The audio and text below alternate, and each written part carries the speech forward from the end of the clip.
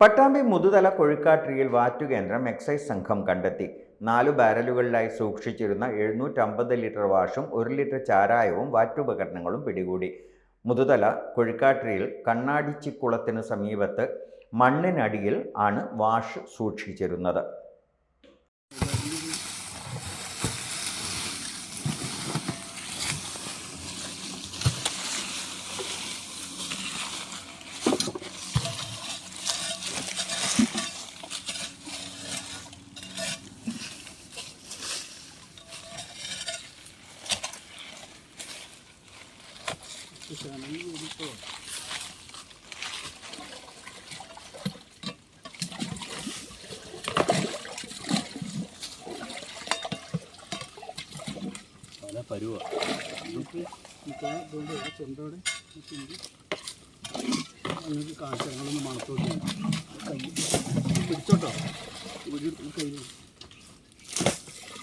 എക്സൈസിന് ലഭിച്ച രഹസ്യ വിവരത്തിന്റെ അടിസ്ഥാനത്തിലായിരുന്നു റെയ്ഡ്.